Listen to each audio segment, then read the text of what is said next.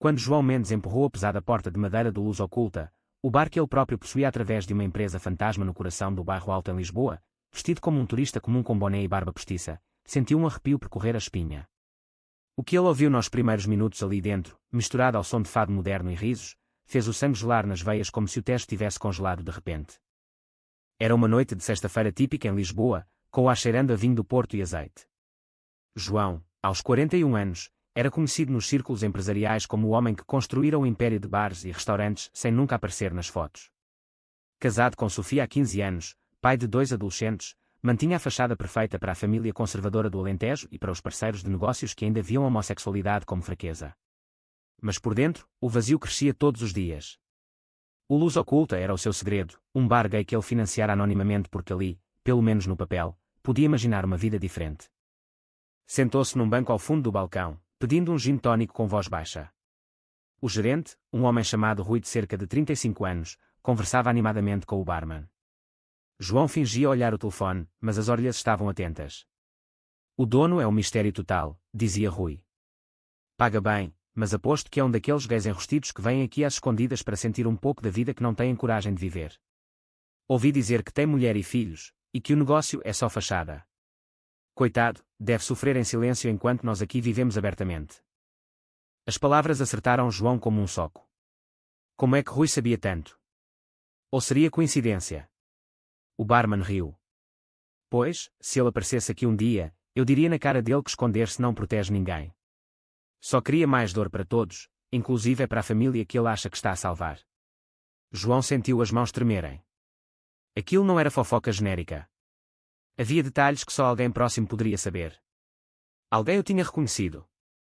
Ou pior, traído. Ele ficou ali por horas, ouvindo mais conversas. Clientes falavam de histórias de amor entre homens que terminaram em tragédia por medo do que diriam os pais ou a sociedade. Um casal jovem ao lado dele discutia sobre como Portugal avançara com o casamento gay em 2010, mas que nas famílias tradicionais do interior ainda era tabu. João pensou na sua própria mãe, que vivia em Évora e que certa vez dissera que preferia um filho morto a um filho desviado. Quando saiu do bar naquela primeira noite, a cidade iluminada pelo luar do Tejo parecia diferente. As ruas estreitas do bairro Alto ecoavam com música e vida, mas João sentia-se mais sozinho do que nunca. Chegou a casa tarde, Sofia já dormia. Deitou-se ao lado dela, mas o sono não veio. As palavras de Rui repetiam-se na cabeça como um disco riscado. Pela primeira vez em anos, questionou se valia a pena continuar a mentir. O que aconteceria se os filhos descobrissem? E os negócios? Os investidores retirariam apoio. No dia seguinte, no escritório perto do Marquês de Pombal, João tentou concentrar-se nas reuniões. Mas a mente voltava à Luz Oculta. Decidiu voltar. Desta vez sem disfarce tão óbvio, só com roupas casuais. Queria ouvir mais. Queria entender se aquele bar, que ele criara como escape, era na verdade um espelho da sua prisão. A segunda visita foi pior. Encontrou-se sentado perto de um grupo de amigos que falavam de um patrão fantasma, que aparentemente tinha sido visto uma vez e reconhecido por um empregado antigo. Dizem que é casado e tudo. Imagina o stress, comentava um. João sentiu o pânico subir. Tinha de descobrir quem sabia. Mas ao mesmo tempo, uma curiosidade nova nasceu. Olhou para os rostos livres e felizes ao seu redor e invejou aquela liberdade. Foi então que notou um homem mais jovem, por volta dos 28 anos, sentado sozinho lendo um livro. Lucas, como soube depois. Olhos castanhos quentes, sorriso fácil. Trocaram um olhar. João sentiu algo que não sentia há décadas, uma conexão real, sem máscaras. Conversaram sobre Lisboa, sobre livros, evitando temas profundos. Mas a semente estava plantada. De volta à casa, a discussão com Sofia sobre os filhos e o futuro familiar tornou-se tensa. Ela sentia que ele se afastava. O que se passa contigo, João? Pareces outro homem. Ele quase contou, mas o medo venceu. João voltou à Luz Oculta pela terceira vez na semana seguinte, o coração batendo mais forte do que nunca. A conversa com Lucas na noite anterior ainda ecoava. Tinham falado de viagens, de sonhos adiados, de como Lisboa mudara tanto desde a Revolução dos Cravos. Lucas trabalhava ali há 2 anos e contara que o bar era o único lugar onde se sentia verdadeiramente ele próprio. João ouvia, acenava, mas por dentro lutava contra o desejo de revelar tudo. Naquela noite, sentou-se ao balcão e pediu um vinho tinto do Douro.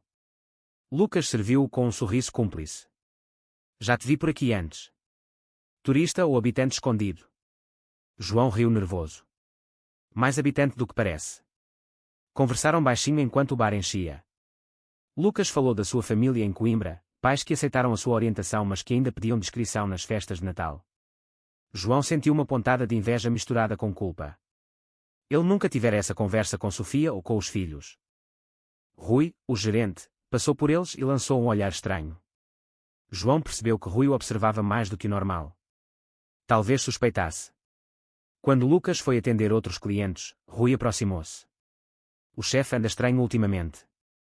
Recebeu um e-mail anónimo a perguntar pelo dono verdadeiro. Diz que é alguém importante. João gelou outra vez. Alguém estava a investigar. Saiu cedo e caminhou até ao mirador da Senhora do Monte. A vista sobre a cidade brilhante recordou-lhe os anos em que construíra o império para provar ao pai que era homem suficiente. O pai morrera há 5 anos sem nunca saber a verdade. Agora, João questionava se o silêncio valera a pena. Em casa, Sofia preparara o jantar. Os filhos, Miguel e Ana, de 15 e 13 anos, falavam da escola. João sorriu, mas sentia-se um impostor. No dia seguinte, encontrou Lucas fora do bar, num café perto do Chiado. Conversaram horas. Lucas contou que sonhava abrir um pequeno restaurante só para casais do mesmo sexo. João ofereceu conselhos de negócio sem revelar a sua identidade. A conexão crescia. Pela primeira vez, João sentiu-se visto. Mas o medo não desaparecia. Ao regressar ao escritório, recebeu uma chamada da mãe em Évora. João, a Sofia disse que estás estranho. Vem cá no fim de semana. A família precisa de ti. A pressão familiar apertava. Ele prometeu ir, mas sabia que cada visita ao Alentejo era uma mentira maior. Na quarta visita ao bar, Lucas convidou-o para um passeio depois do turno. Caminharam junto ao rio. Lucas parou e olhou nos olhos. Sinto que escondes algo grande. Não tens de contar agora, mas quero que saibas que aqui estás seguro. João quase confessou. Quase. Mas o pânico venceu e ele despediu-se com uma desculpa. Em casa, Sofia confrontou a outra pessoa. João negou, mas a dúvida instalara-se. Ele amava Sofia como amiga, mas o coração batia por Lucas. A noite foi longa, cheia de pensamentos sobre o que perderia se a verdade saísse. A viagem ao Alentejo foi um erro. A mãe de João, Dona Maria, recebeu-o com o habitual abraço apertado e perguntas sobre os netos. O irmão mais velho, António, chegou com a mulher e os filhos. A conversa virou para política e valores. Hoje em dia há tanta coisa errada, disse António. Casamentos entre homens, como se a família tradicional não bastasse. João sentiu o estômago apertar. Sorriu e mudou de assunto, mas a mãe notou o desconforto.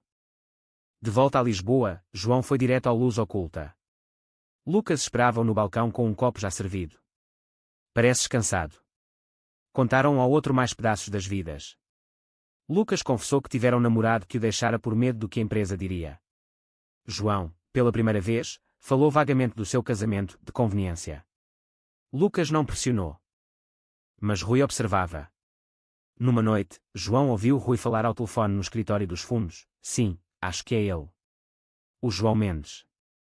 O dono real. E parece interessado no Lucas. O choque voltou. Alguém sabia.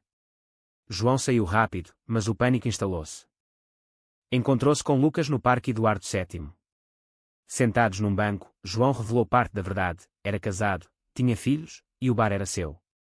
Lucas ficou em silêncio longo. Então és o patrão fantasma. João acenou. E sou gay a sempre. Lucas pegou-lhe na mão. Não te julgo. Mas tens de decidir o que queres. A relação aprofundou-se em encontros discretos. Caminhadas no jardim botânico, jantares em pequenos restaurantes de Alfama. João sentia-se vivo. Mas em casa, Sofia notava as ausências. Os filhos perguntavam por que o pai chegava tarde. A culpa crescia. Uma chamada de Rui mudou tudo. Chefe, precisamos falar. Sei quem és. João marcou um encontro. Rui revelou que o investidor suspeitava e ameaçava retirar fundos se o escândalo saísse. O teu segredo está a custar caro ao negócio. João sentiu o mundo desabar. Lucas ofereceu apoio. Vem viver comigo. Deixa a fachada. João hesitou. A família, os filhos, o império construído com mentiras. A escolha parecia impossível. O confronto com Rui foi tenso. No escritório vazio do bar, Rui expôs as provas, e-mails antigos, fotos borradas. Não te julgo, mas os investidores são conservadores. Se a tua mulher souber ou a imprensa, perdemos tudo. João ofereceu dinheiro para silêncio. Rui aceitou, mas o olhar dizia que não duraria. Lucas sentiu a distância. Estás a afastar-te outra vez. João explicou o risco. Lucas reagiu com dor. Eu amo-te, mas não quero ser o teu segredo para sempre. A primeira briga verdadeira aconteceu junto ao elevador de Santa Justa. João voltou para casa destruído. Sofia descobriu uma mensagem no telemóvel. Quem é Lucas? A discussão explodiu. João negou tudo, mas a mentira já não colava. Os filhos ouviram parte da conversa e fecharam-se nos quartos. A família começava a rachar. A mãe ligou de Évora. O António disse que ouviu rumores. Vem cá explicar. João viajou cheio de medo. No almoço familiar, o irmão atacou. Se fores o que dizem, desonras-nos a todos. João não confirmou nem negou. Saiu cedo, o coração partido. No bar, Lucas estava frio. Decidiste? João pediu tempo. Nessa noite, um cliente antigo reconheceu e comentou alto: o dono aqui é casado e gay. Que coragem! O rumor espalhava-se. João sentiu-se exposto. Rui traiu, vendeu a história a um jornal local por dinheiro. O artigo saiu discreto, mas suficiente para os investidores ligarem. Explica ou saímos? João perdeu noites sem dormir. Lucas propôs uma pausa. Não aguento ver-te sofrer assim. João caminhou sozinho pela Praça do Comércio, o vento do Tejo frio no rosto. Tudo o que construíra parecia ruir. A identidade escondida já não protegia ninguém. João marcou um encontro final com Lucas no mirador do Castelo de São Jorge. O sol de fim de tarde pintava Lisboa de ouro. Não consigo mais esconder, disse João. Quero tentar uma vida verdadeira. Lucas sorriu pela primeira vez em semanas. Então luta por nós. Voltou a casa e falou com Sofia. Contou tudo, o amor por homens, o bar, o vazio. Sofia chorou, mas não odiou. Sempre soube que algo faltava. Os miúdos vão precisar de tempo. Os filhos reagiram com choque, mas o mais velho, Miguel, abraçou o pai: eu só quero que sejas feliz. A mãe em Évora recebeu a notícia por telefone. Silêncio longo. Depois, vem cá. Vamos falar como família. O irmão António resistiu, mas a mulher convenceu-o a dar uma chance. João visitou Évora. A conversa foi dura, cheia de lágrimas e silêncio, mas a mãe disse por fim: és meu filho. Nada muda isso. No bar, João revelou-se oficialmente. Os empregados aplaudiram. Rui pediu desculpa e saiu. João promoveu Lucas a gerente e assumiu a propriedade pública. Os investidores conservadores saíram, mas novos parceiros LGBTQ+ entraram. O negócio cresceu. Meses depois, João e Lucas passeavam de mão dada pela Avenida da Liberdade. Sofia encontrara alguém novo e os filhos visitavam o bar aos fins de semana. A vida não era perfeita, mas era verdadeira. João olhava para o Tejo e sentia paz pela primeira vez. A jornada ensinara-lhe que o medo destrói mais do que a verdade. Você acha que esconder a verdadeira identidade sempre protege a família, ou na verdade a destrói? Verdadeiro ou falso?